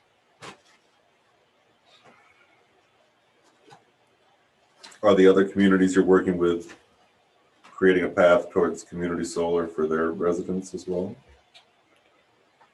There's multiple ways to approach community solar, and community solar is another tool in that analogy of the Swiss Army knife under the CCA umbrella. Sure.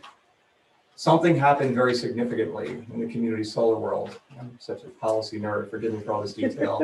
But in April of this year, all the utility companies had to comply with a state order to do something called consolidated billing. Prior to that, anybody who's in a community solar subscription, in a nutshell, what community solar is, you virtually own part of a solar field that's in the utility territory. And relatively simple, it sounds almost too good to be true. You get a 10% discount off your total electric bill. They convert your production monthly in a black box to some degree into a 10% savings off your total electric charges. We had encouraged, because the state sees this also as a very important way to put more renewables on the grid in a way that can actually benefit your utility customers. We had encouraged before April of this year, people to opt into individual contracts. Because this consolidated billing is in place, the situation before, where there was 2 separate bills, there was a credit on your Central Hudson bill, which actually is shown on my Central Hudson bill, but you would pay 90% of that credit to your community solar company in a separate bill, which is a logistical headache and nothing we would force people into. But because of consolidated billing, we can take advantage, and we're moving towards taking advantage of the secret sauce of CCA. The way it works, the way you can have that leverage is that when it launches, it does become the new default, an opt-out, that people have to choose to opt out. That applies to the buying club. And in the future, the very near future for CCA with the second tool, the community solar, the same thing can be offered, that everyone will be given in a community, if the community chooses to do it, a community solar subscription with that 10% discount without a contract. So it's like a public swimming pool. They can get out whenever they want, but there's no reason they would want to necessarily, unless they wanted to put a solar system on their home. But that's the idea of how this program is just kind of greasing the wheels to get people to the benefits of the energy marketplace in a way that helps the state meet its goals around environmental change that needs to happen. I will overuse the word symbiotic a lot when talking about this, but it really is kind of neat the way it works. I think it seems like a neat program. There's good vetting that can be done. Red Hook is just repeated the process. They found it's good enough to do it again. Going from, they joined in time for 18 months of our previous contract. Now they're part of a 3-year contract. Same is true for Beacon in the city of Poughkeepsie and the town of Clinton. And it's total 9 of communities in Central Hudson Territory, and numerous others are coming on board. Plus, I'm also part of an aggregation with 6 communities in Rockland County, which wonderfully, that launched in the fall, showing that this rate comparison really works. And if you look at my nonprofit website, we show the rate comparisons, and the program's working great in terms of our renewable rate versus the fluctuating non-renewable. Okay. It's so nice to have a credible intermediary that is the state of New York, rather than some shifty salesperson trying to get you to like buy their energy product. That How many of alone us is- have seen that guy Oh, walking man. around town? Hey, the book guy around here, that's legit. The book guy is legit. I did that for a summer. You've seen the book salesman's been in town? Yeah. Yeah. Really? So Sorry. I am here and we'll come back. And I know it's overwhelming, and this is like the lesson from sales too, that you need to repeat things many, many times before it actually really sticks. So that's what I do. Now, wonderfully, that's the role of my nonprofit, is to do outreach and education. And so if you are interested in hearing more, diving deeper, spending more time going through in particular, the top of slide of page 5 and talking about the process in detail, I'm happy to do that at any time. Wonderful. Any further questions for Jeff? A couple of things I'll emphasize on that slide too before I go. Yeah. On that very detailed slide. Just again, on the right side of the box, again, I say there's no commitment to those first steps. So there's no reason not to pass local law. But it's that little box in the lower right that I want to emphasize, is that there is absolutely no direct cost at any time to the town if it chooses to do the whole process. So there's no, except for opportunity cost to review the agreements, review the contracts, go through the law, there's no cost to the town. So if we made it a law, then automatically everybody's bill is switched to this? Not when you pass the law. The law just allows you to start the process. Okay, Second step is choosing how you want, who you want to help you navigate the rest of these steps. That's step 2, picking an Okay. administrator. Still, no program launch. right. Then there's an outreach period, required a minimum of 60 days of outreach and education. Oh, I see. Okay, in the spots. I Yeah, see. so that's step 3, and still no expectation. okay. Then we submit a report on the outreach to the Department of Public Service. If they say we did a good enough job, you can ask for the anonymous data from the utility company, Okay, and then that you can put into the RFP, and then the town gets to review the RFP for the I requirements. get it. Okay. And say what they want in there, like, do they want a 100% renewable source product? If you don't, you wouldn't work with us. There's other administrators. Do you want to make sure that the price is less than a 12-month average? That's something that goes into the RFP, so the suppliers know what they're bidding on. Up to that point, before the RFP is issued, there's no one's committed to anything. If you issue the RFP and if bids come back that meet the requirements that are laid out in the RFP, then there's the anticipation with whatever administrator you're working with that you'd move through the rest of the steps to launch. Mhm. And then it moves towards a letter being sent to everybody, and that's when people would be in the program. The eligible customers would be in the program. Got it. Wait, so they're in the program unless they say no? If it launches, yeah. Okay. And they might only have 30 days, then they're stuck in for the length of the 2-year contract. No, absolutely not. No? Ugh. They can Anytime? opt out Anytime? Anytime. Yeah, no, it's really like a public swimming pool, like a public benefit. There's the 30 days you're talking about. If somebody is in the default situation and Central Hudson's making their choice, and they never want that to change, they have to say in that 30 days, like, don't include me, I don't want anything to change. But anybody could say later, I want it, or opt in too. Like, if they stay in for 3 months, they're like, I don't like it, they can opt out, and they change their mind and a month later, they can come back in. And that's what my organization helps them do. And the solar we'd be buying would be coming from Oklahoma, or? No, by state requirement, it has to be New York State source. So that's the additional benefit. March of 2018, they increased the restriction on the program that renewable power sold through a CCA program has to be New York State based, connected to the New York State grid. To date, it's been hydropower. because that's what's available, but the 2019 New York State budget included a $1.4 billion provision for developing predominantly offshore wind and utility scale solar for sale into CCA programs, because to use that abused term, it's symbiotic. Right. It's a collected, reliable demand pool that helps those projects go online. This project, which seems great, I'm sure people want to adopt it, in conjunction with the state's unwillingness to allow local rule to apply to the siting of solar installs, are going to combine to be a sweeping force across the landscape. Because this seems like a great idea, but unfortunately, local communities won't be able to choose where they go. They'll just get cited. I don't know if Hillsdale's dealing with that right now or not. How'd you guys fall on There's a that? big one in Copic. Copic. Copac is the one, yeah. It's a big issue in Copic.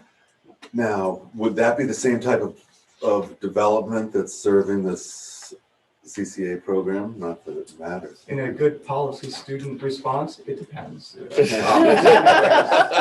so many ways to do these projects. Some of them will seek to be supply for the supply portion of the program. Some of them will seek to be a community solar arrangement. But CCA, another tool under the CCA umbrella, is that through local decision-making, the leadership working with the administrator can work on sourcing and setting up basically a project which has additional benefits for the community. It's another way, it's a catalyst to help local decision-making for local projects. Right. I was trying to share my own personal anxiety, I don't know if the board feels this way, but about a large solar project coming into our community, and not wanting to pay attention to our planning board or siting guidelines. Yeah, the 94 C, yeah, which is kind of new, and yeah, still being poked and prodded. yeah. Is that the thing that Scenic Hudson was on, like, promoting? They probably would. They be. were, yeah, they were kind of trying to pressure us. Which I was surprised by. Yeah, because we were looking at it when we were doing the solar law. Yeah, they've done the Yeah. math from their point of view. This is a great program. It can be good. It's a nice, kind of like it helps people in some ways get what they want in a relatively simple way in a field that can be really complex. I like the idea. We are a clean energy community. We achieved that with 4 big actions. And so we're eligible for grants now. And I believe just got our first one. I'm waiting, but I think we did it. I'm glad. And I like the idea of us of the town buying renewable energy. I think that's kind of an important commitment. I actually think it's a nice service to offer the community if the outreach and education component is robust, no one's caught off guard. It seems like a nice opportunity to only have to pay 5%. Can you send very us small amount more. this slide Yeah, definitely. so we can put it up on our website and we can have, Yeah. like if people watching the meeting here, like they can go on and look at the slide for yourself and your name and numbers, everything on the back, like they can question you. Cause I feel like we're just putting it on people, but it could be a good thing, I'm okay with it, but I also don't want it to mess with somebody and them get all upset. Well, if it's very easy to opt out, the challenge would be you probably just don't even pay attention, you don't even see it. That's what I'm saying. Like Yeah. if people don't see it, then all of a sudden they're like, education, why is the outreach. town, you miss people through the education, the outreach, like, And you inevitably will. So yeah, and then- we live in very busy times, unfortunately. yeah, no, I got you. So I think that we should at least do, like let it go for a little while, like let the people like put this up on our website, see what feedback maybe is. And I can point you to recordings of other presentations we've done to local communities. That's on my YouTube channel. Well, this will be on YouTube as well. So like if people wanted to see, they could, so. Some of those are just more formal, they're like an hour and 15 minutes, they can get the real super nuts thing. But to the point though, about the default concern, that's the reason I use that menu slide and emphasizing that people are before a CCA program, they're in an opt-out situation right now. The state determined after deregulation that if you don't go into the private marketplace, the utility company's making your decision for you, and they don't care what you think. they'll source it wherever they want and the rate will vary. And it could be as high as, for example, like 10 cents in March. So you're subject to the potential vagaries of the marketplace. See, and we've heard a lot of concerns, like after what was a great deal of attention to the situation in Texas this winter. People are like, oh, is this one of those things where we're going to get stuck like with what happened with Texas? And New York is very different than Texas. But had a CCA program been in effect in Texas, people would have been protected with their fixed rate. So.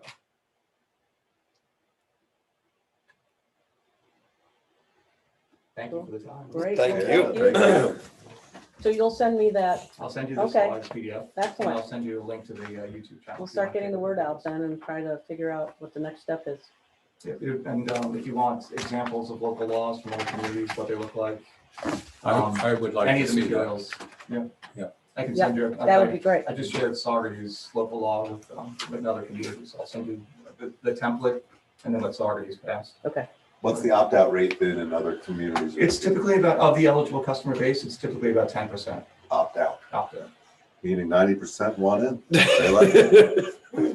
Or they don't have any idea what it is. Yeah, I was gonna say, how many of them really don't? How effective are your 60-day education and outreach programs? What percent of the ratepayers? We had the natural experiment beautifully when we first did this, when it was still relatively fresh and brand new in the town of Fishkill. And it's hard to measure, and I love measurement. I'm I kind of nerd that way. But we had this relatively effective, I think, viewpoint into it, where the town had a mailing list, and they were concerned about wanting to see how effective the outreach was, and so they issued a survey to their mailing list from people's response. And the indications were from that response that we had about a 40% penetration after 2 months of outreach, which I think was pretty fantastic. Only 40%. That's still pretty darn good, though. I know What's that- our that's- survey responses? We don't get 40% Well, back. I mean, the 11. survey- Yeah, we get 11% Eleven. back, Less than the so. response, but 40% of respondents said they understood the program. Oh. They thought they understood it well enough, which for me, after 2 months, in the world that we live in, I was pleasantly surprised. Well, for me, the simplistic way to look at it is Central Hudson is going to just plug in some energy company if I don't choose. Anyway, so I would rather choose. So if I choose this, it's like when the guy came selling the solar to the door, or But we're choosing the people's default now where, We are. right now it is Central Hudson. And all of a sudden we would be taking that and, we're doing it. we're doing But we're that. doing it for renewables as opposed to anything. I got you, but I want people to be well aware, and I Oh, want to yeah. see some other things first, because that's a gotcha. And then there's the issue of, is it gonna cost more or not? And Yeah. A lot of people, I mean, that's really what they're thinking about. They're thinking about what is my bottom line? Can I Sure. get it cheaper? On the list of no commitment items in the large box, we will note, of course, item 3, that the public awareness, building education and outreach campaign falls within that no commitment timeframe. So we can actually get a sense if we were to move forward, Who saw it? who's seen it, what our penetration rate is, how we feel the majority of people are responding to the notion, if they're understanding it. Yeah.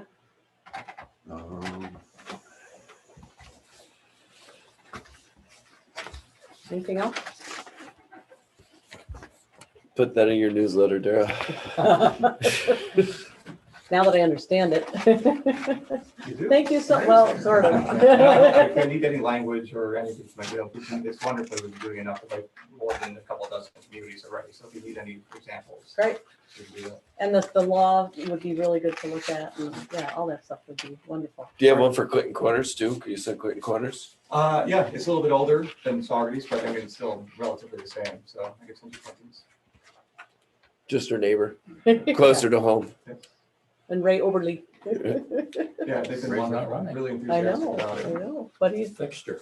he obviously Thank you, went Jeff. for this. Thank you. guys. Thank you so Thank much. you. Nice to meet you. Great to get up here too. It's my first time seeing Pine Plains. Oh, yeah? Oh, Well, come come back. How long's the drive? We have a fire tower too. You and I Big know, In, it's right? Gorgeous, I noticed that. Yeah, we have a beautiful fire tower I mean, too. one of my best friends was right in Stanfordville, but I've always kind of stopped there. Oh. One time we passed a little bit closer here and I saw the mountain in the distance, but it's great to be here. Thank you. Thank you. All right, take care. All Have a good right, day. safe drive home. Thank you so much. Everything else that I had on this list is just really announcements.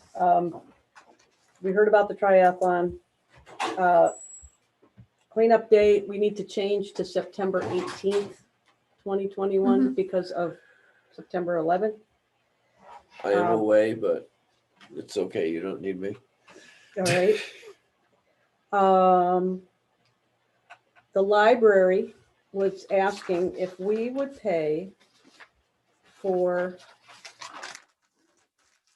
they're getting to the point where they can't do the landscaping physically. The volunteers at the library, and they wanted to be able to hire somebody to just help them with, The garden club already hired somebody. this is for the garden club. Oh. Oh, no. Oh, no. They need some help. They need somebody with muscles and a back. Under 70. So, and they wanted us to increase the barrel money. We have it budgeted. I could, it's in our budget to help them out. But essentially they were asking for $1,000 for labor, for help paying for the labor, and an increase of $600 for filling the barrels. And it's technically, Now, who was asking for this? the long and short of it is that the garden club would like the town to pick up the costs. They would like money for the upkeep of the library grounds. Their cost this year, just for the library garden, was $3,034.52. For what? New flowers going in, or This was supplies was $465, and the hours of labor. well, the hours of labor, doesn't that fall into our buildings and grounds? Well, Bobby Lee doesn't do the landscaping there. I mean, he's not going to do the flowers and the shrubs and he mows, but that's it. Because the other labor, like, what's the other labor there? Planting. I think mulching, planting, Weeding, trimming, all weeding, the other stuff. So why can't we ask and see if we can get some high school seniors that need community service? Well, somebody has to organize them, that's Yeah. the problem. Somebody has to oversee it, and somebody has That to. garden club is somebody has to- pretty well organized. I'm sure if they have Well, a it's few. the teacher that's down there that helps the garden club in the barrels and stuff. Yeah. But I don't know about this as being a little extension of what they could do. But it's a good thought, is to see if they wanted to participate, but. Well, one of the problems with the community service is it's hard for them to do it in the summer. Yeah, Yeah, there's well, no that's program in the usually summer. That's the problem.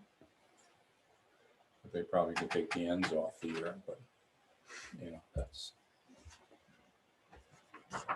They wanted how much money? 1,600. They would like 1,600 And that's the barrels and, and a contribution to the labor. what are we giving them for the barrels now? I think we give them, We just pay for the flowers. yeah, we just usually and we replace the barrels when they have to. Right. I have a $1,000 line for that. Oh, to fill those barrels, it has to be much more than, yeah, Mhm. it has to be much more than that. But Just for the they flowers alone. raise money and they pay for a lot of it. You guys notice that the barrels are watertight, so they fill with rainwater. We feel bad for the plants in them that are drowning when we get wet seasons because there's not a drain point in those barrels. Well, they're Like wood, pool they're noodles, you whiskey should put like barrels. pool noodles and rocks on the bottom, so Yeah. that way all the water. There's And then no you way just for it fill to it. drain out the bottom. Got punch holes in the bottom. We need, that's my, yeah, that's my only advice. If we could punch a hole in the bottom or even near the side wall with the Preserve signs it. to I got you. drill a hole. Put them over next to the fountain. I just walk down the street after it rains and they're just full of water. I mean, this is Oh, not how it's no. supposed to work. I don't have any down my way, so I don't. Well, what do get you to think see about that, you guys? I have the money. I'm all for it. I'm okay with the flowers. I want to see about the labor though first and see if we can try to find, because who are they using for labor? Linda Allen? I feel that we might be able to find some kids in the community that might give back or something like that? Well, all right, I think that she's been kind of. Do we need it like right now? Like, is she? Yeah, She's been hired. yeah, They're just asking us to help pay for it. Yeah. They've already paid. Oh, they already, okay, so. Okay, yeah, I guess all then. right. It's gonna send me and Rory down. This is the first I've heard of this, and I'm. Oh. I've Yeah, got it's some same with me. questions to ask. Like, that's why I don't know what to do yet. Like, I mean, Right. it's all You good. want if to put it somebody- over to next Yeah. month? Yes, I would like to. Put yes. it over. Put it over. Great. But if they need, like, the flowers, I'm okay, because flower costs went up, and that's good for Well, how about if we gave them the increased 600, for their which they flowers. already spent? I'm okay with that, Okay. but the labor, I would like to look at. I want to find out what's happening, because this is a super person. I mean, it's never looked as good as it looks now. Yeah. No, really? That's great. Right, Yeah, and that's she's beautiful. been there for a few years, and I can understand why she might be wanting to phase out, but you're not gonna do the same quality work with a couple kids. No, okay. no, they don't know. So the person who's been there has been there for 3 years already. They've been. Probably. I don't know how many years exactly, but I remember when they decided that if they wanted to make it look somewhat decent. So We won, okay, I'll help you. I like the herbs. I think that you can flip through that I think one, that's and nice. each one is, you probably can find what you want. Should we vote on the 600? Yes, I move that we contribute $600 to filling the barrels of flowers for the library. With the contingency that they drill a hole inside. I second With a that. So suggestion. that's- All in that's an favor? Increase we're talking Yes. about of 600. Yes, an increase. It costs that a lot, like, I mean, we paid part of it now already. So that's what I mean. flowers, Yes. yeah, it's still, yeah, Okay, it's a lot of money to fill those. All in favor? aye. Aye. Aye. But to redo the soil every year in this sense? You don't have to redo the, so I'm just saying, like, the geraniums alone, like, Oh, the plants. yeah, the plants, that's, I don't have half of it, like, I spent quite a bit of money on some, and yeah, that's Okay, I, $1,000 isn't much. how are you feeling? I spent 4 hours today with Marcus Molinaro talking about the American Rescue Plan, which is, my next step is to fill out this calculation in order for us, I'm going to try to do this really briefly, but I could get into it in more detail, maybe next meeting if we're tired. Essentially, the town qualifies for $260,000. It will be given out by the state, not the feds. The feds gave the county its money. The state gives the towns the money. We have to calculate the difference, technically the loss due to COVID by this very extensive calculation that I'm, going to attempt to do with a lot of help. I mean, the county's really helping all of us to The do loss it. mean like a tax revenue loss for the. It's what municipality? we have to do is take the last 3 years, look at an average, compare it to a 4.1% growth rate and see how we did not grow due to COVID. We've been growing. Well, yeah, well, yeah, Well- right. We're in trouble. Whatever that figure is, actually, that's the best way to get us the most money, believe it or not. I don't see And- that working I for don't see us. it working. Well, it's Well, I guess growth could be less. it's 3 than years, that much. yeah. Anyway, This we assessed value. is the calculate the next- difference between 4.1% and whatever we did grow it. Hopefully, it's like a nice figure, but that is the percentage of the rescue plan figure that we get to use for anything that we want. Okay? Is it based off our tax revenue or our total tax roll, the assessed value? This what is is it? our growth tax wise. The amount of revenue we're bringing in, Yes. not the amount of But taxable there's some value. revenue that doesn't count. So it's very, yeah, it's, It's my little magic wand. Yeah. That sales tax is gonna jam us up. no, Does that sales count? tax doesn't have any, it does, sales tax doesn't count. Mortgage tax. It's growth he wants us to look at, Okay. not the actual All revenue. right, well, you gotta do the best you can. Okay, so I'm gonna get that, so then we can do anything with that amount of money. Right. The rest of the money has to go to one of 13 categories, which they haven't issued yet. Okay. But some of them are things like broadband, water, sewer. These are restricted funds, and we have to put the funds to something like that. But the unrestricted funds are a 3-year growth rate compared to 4.1%. Is that- That's the easiest way I can tell you how this is gonna go. Well, that's great that sewer is almost a Yes. possibility of something. So we're getting the 260 no matter what, whatever this calculation. No, we're not. That's Oh, the point. Remember what Okay. Warren was saying about the district. We're dealing with the district and not the town, Yeah. so we have to be a little bit careful about how we spent. spending Can the our town town money Purchase for. property and then lease that property to a sewer district? No, The district has to own it. yeah, no, No, the yeah, the district would own the property. The town- I don't know, no, I think the town would get, It's like would the own water the tower. property, yeah. Because the I think property town- that we might buy, I think we would want, it would become a park-like space after It the would be work owned by was the done. town. What do we? So the town would get quite a We're, benefit we're from the talking park. about using the stimulus money for, within the district. It's town monies being spent within a sewer district if we created one. And the idea is, that's touchy about, because you had just mentioned before about paying back the Yeah, town certain expenses that the town can advance the money, but the district would have to pay it But back. this grant money is for infrastructure. But I maybe know, for that's a why community I- service Yeah. You know, entirely. I just got a report on that I have to look at. Yeah, I may have more it's- detail. I haven't had a chance. I just got it It's- yesterday. it's nuts. It's complicated It's very because complicated. it's very a complicated. district isn't a town. The Right. town is getting the money and Right. it's like, But, I but know. every sewer system is gonna be in a district. So No. if they're Right. giving us Right. infrastructure money, then there has to be an ability to do that. It's and all- maybe they can see it in the interest of the whole town because it is in the interest of the whole town ultimately. Yeah. Just like I fire can protection. Especially find out. if the We're use talking about for the taking some community of has these the, really nice park-like settings that could be the enjoyed. stimulus grant money and using it towards the district Yeah. without having the district pay it back. Yeah. Okay.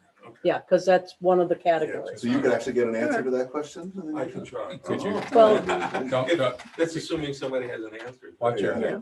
head. That's the problem. So I'm done, Okay.